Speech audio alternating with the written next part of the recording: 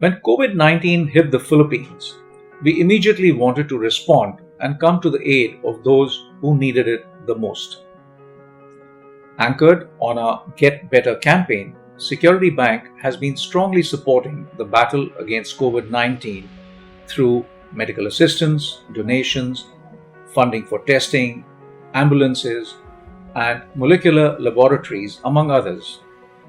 To do so, we have collaborated with several organizations, one of which is the St. Luke's Medical Center. In May 2020, together with St. Luke's Medical Center, we provided free convalescent plasma treatment for COVID 19 patients in need.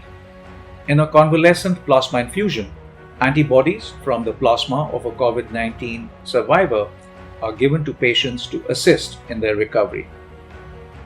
While there were some challenges in implementation, convalescent plasma was administered to more than 100 patients from both government and private hospitals. Behind these numbers are the faces of COVID 19 survivors, our plasma donors, and recipients who have shared their messages of gratitude. We are pleased that the program has been extended by another year in the hope that leveraging this treatment for less critical patients together with the right pharmacology will result in more recoveries. St. Luke's Medical Center has been very fortunate to have found a partner to share the same commitment in alleviating the Filipino people from the effects of this pandemic.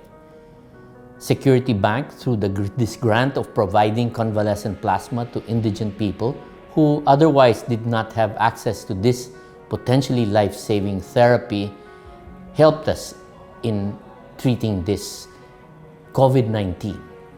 Bayanihan, siguro it is in our blood that, when there's a need, you don't need to be called or you're attached to help, Should be, ganun lang naman paying it forward. I survived COVID-19, others were not. So, why not share your life and extending others' life too? To Security Bank and St. Luke's BGC, thank you very much in extending your program in helping patients, not only for me, not only me, but all those who are in need. Thank you in supporting those patients in need, and also us, the frontline health workers. God bless and more power to you.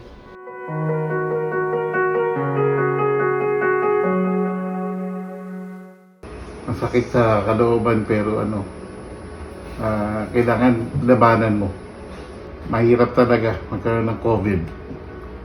2 days din after mag-take ko na yung plasma, nag-improve. Nag-improve yung yung breathing. Hindi na ako sinisinok. Mataas na yung aking oximeter at binawasan yung high flow. Yung oxygen level, binawasan siya. Tuloy-tuloy na yun.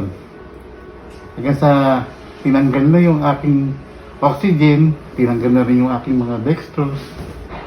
Talagang breathing na lang. Breathing exercise. Maraming salamat. Of course, Security Bank, hindi natin pwedeng kalimutan sila na for funding such a great cause, no, to preserve life. Dakilan nyo. Thank you everybody. Thank you. I was very lucky to actually survive. I was very lucky that my family and loved ones survived.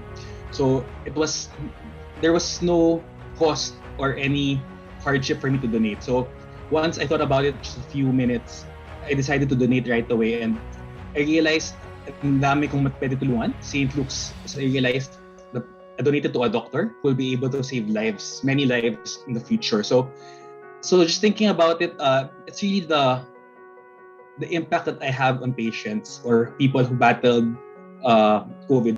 It's an hour of my time to save someone's lifetime. Definitely, I will encourage people. I've donated 14 times. I think I have donated to 19 people already. Donate their plasma because it may seem a simple act of helping other people, but it will have a great impact to the recipient. My message for you is to do not lose hope and to manifest always a positive attitude.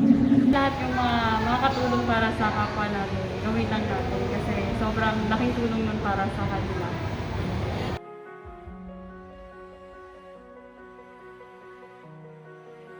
Both St. Luke's Medical Center and Security Bank to partner in building a safe community for Filipinos to thrive. Thank you. As we look to the future, we are committed to become the most customer-centric bank in the Philippines.